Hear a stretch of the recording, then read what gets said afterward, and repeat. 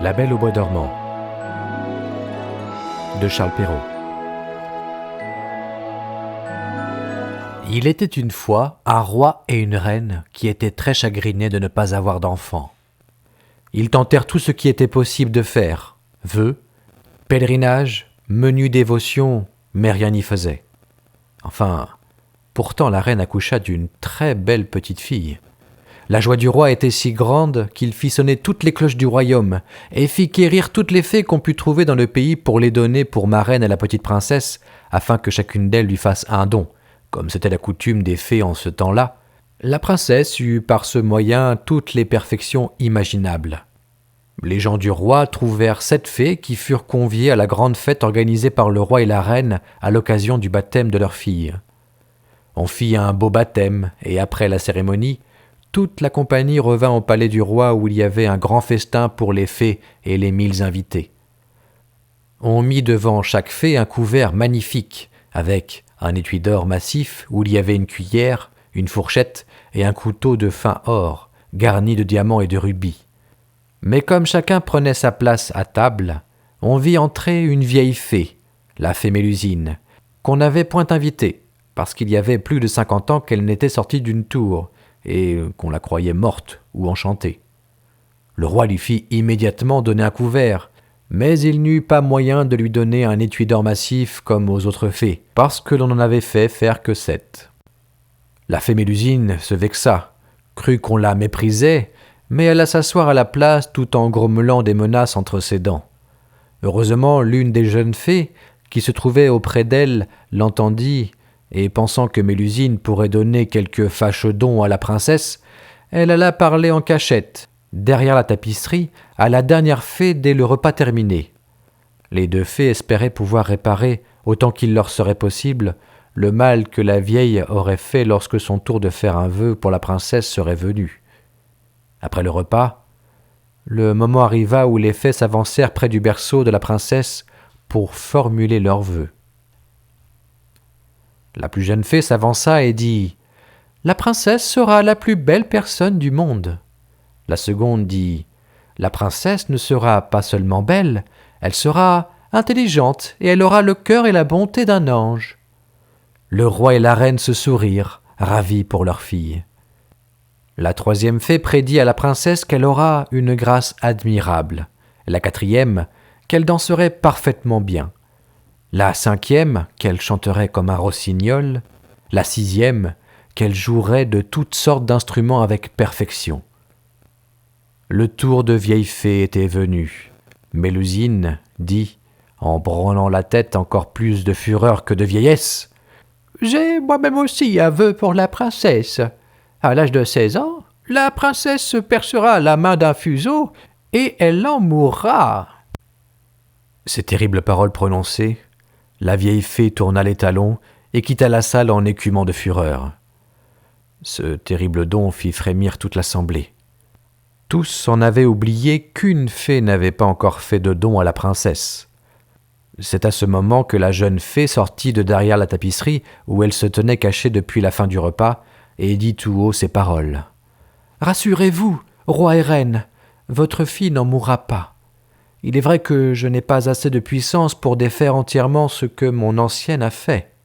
La princesse se percera la main d'un fuseau, mais au lieu d'en mourir, elle tombera seulement dans un profond sommeil qui durera 100 ans, au bout desquels le fils d'un roi viendra la réveiller. » Le roi, pour tâcher d'éviter le malheur annoncé par la vieille Mélusine, fit publier le jour même un édit par lequel il défendait à toute personne de filer au fuseau, ni d'avoir des fuseaux chez soi, sous peine de mort. Les jours passèrent, la princesse grandit et tous les vœux des fées se réalisèrent. La princesse était la plus belle, la plus intelligente, la plus gracieuse, la plus charitable et la plus douée de tous les royaumes connus. Le jour du 16e anniversaire de la princesse arriva, et il se trouve que ce jour-là, le roi et la reine étaient absents.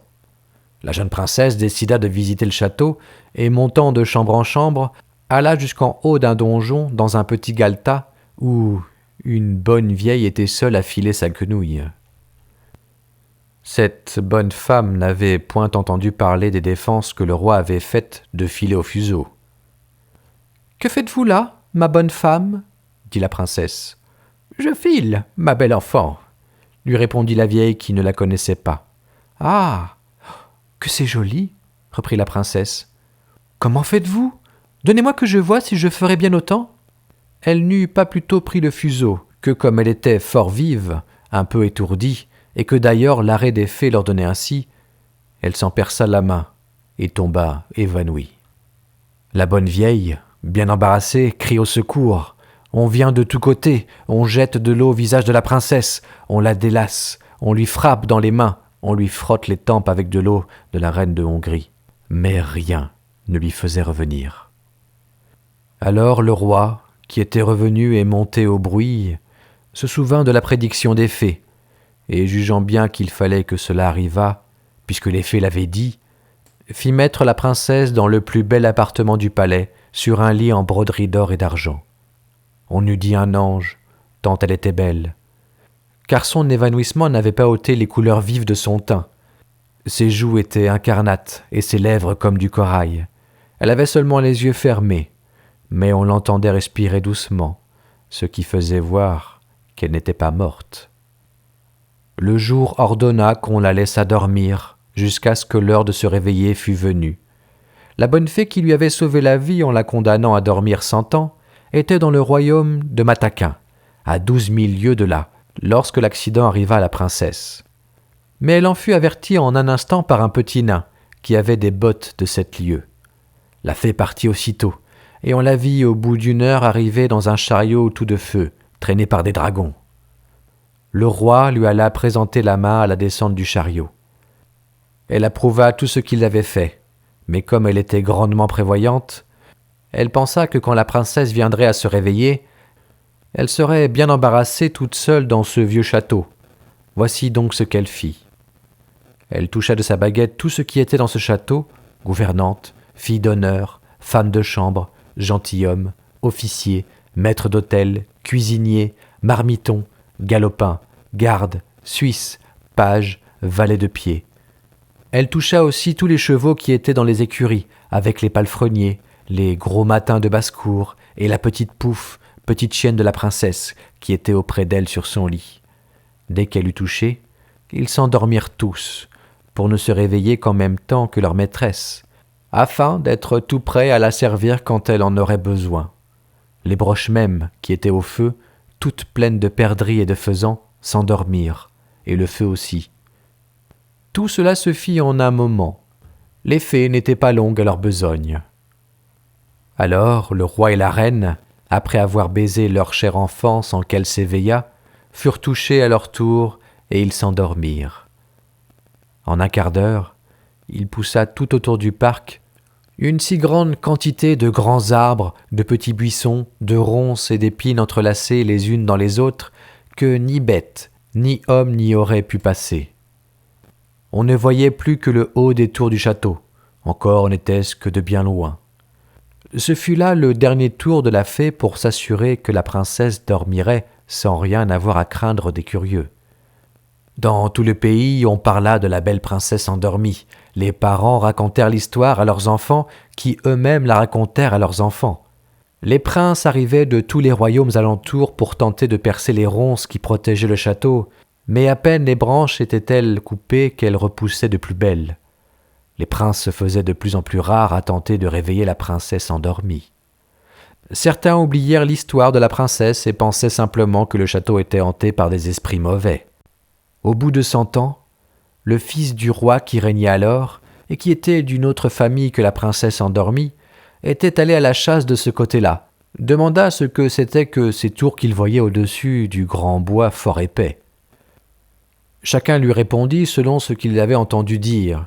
Les uns disaient que c'était un vieux château hanté par des esprits, les autres que tous les sorciers de la contrée y faisaient leur sabbat. La plus commune opinion était qu'un ogre y demeurait, et que là il emportait tous les enfants qu'il pouvait l'attraper. Le prince ne savait qu'en dire, lorsqu'un vieux paysan prit la parole et lui dit « Mon prince, il y a plus de 50 ans que j'ai ouï dire à mon père qu'il y avait dans ce château une princesse, la plus belle qu'on eût su voir, qu'elle y devait dormir 100 ans et qu'elle serait réveillée par le fils d'un roi, à qui elle était réservée. » Le jeune prince, à ce discours, se sentit tout de feu. Il crut qu'il mettrait fin à une si belle aventure, et poussé par l'amour et par la gloire, il résolut de voir sur-le-champ ce qui en était. À peine s'avança-t-il vers le bois que tous ces grands arbres, ces ronces et ces épines s'écartèrent d'elles-mêmes pour le laisser passer. Il marcha vers le château qu'il voyait au bout d'une grande avenue où il entra, et, ce qui le surprit un peu, il vit que personne de ces gens ne l'avait pu suivre, parce que les arbres s'étaient rapprochés dès qu'il avait été passé. Le prince entra dans une grande avant-cour où tout ce qu'il vit d'abord était capable de le glacer de crainte. C'était un silence affreux. L'image de la mort s'y présentait partout, et ce n'étaient que des corps étendus d'hommes et d'animaux qui paraissaient morts. Il reconnut pourtant bien, au nez bourgeonné et à la face vermeille des Suisses, qu'ils n'étaient qu'endormis, et leur tasse où il y avait encore quelques gouttes de vin montrait assez qu'ils s'étaient endormis en buvant. Il passa une grande cour pavée de marbre, il monta l'escalier, il entra dans la salle des gardes qui étaient rangés en haie, la carabine sur l'épaule, et ronflant de leur mieux. Il traversa plusieurs chambres pleines de gentilshommes et de dames, dormant tous, les uns debout, les autres assis. Il entra dans une chambre toute dorée, et il vit, sur un lit, dont les rideaux étaient ouverts de tous côtés, le plus beau spectacle qu'il eût jamais vu. Une princesse qui paraissait avoir 15 ou 16 ans, et dont l'éclat resplendissant avait quelque chose de lumineux et de divin. Il s'approcha en tremblant et en admirant, et se mit à genoux auprès d'elle. Alors, comme la fin de l'enchantement était venue, la princesse s'éveilla, et le regardant avec des yeux plus tendres qu'il eût vu, « Est-ce vous, mon prince ?» lui dit-elle. « Vous vous êtes bien fait attendre. » Le prince, charmé de ces paroles, et plus encore de la manière dont elles étaient dites, l'assura qu'il l'aimait plus que lui-même. Cependant, tout le palais s'était réveillé avec la princesse. Chacun songeait à faire sa charge, et comme ils n'étaient pas tous amoureux, ils mouraient de faim. La dame d'honneur, pressée comme les autres, s'impatienta, et dit tout haut à la princesse que la viande était servie. Le prince aida la princesse à se lever, et lorsqu'ils allèrent trouver le roi et la reine réveillés eux aussi, le prince leur demanda la main de leur fille. Alors furent célébrées les noces de la belle princesse et du prince. Cette fois, nulle vieille fée ne vint troubler la fête. La princesse et son prince se marièrent et eurent de nombreux enfants, que lesquels les 7 fées veillèrent jusqu'à leur mort. La légende dit que les gens avaient nommé la princesse Églantine, en souvenir des ronces qui couvraient le château de la belle endormie.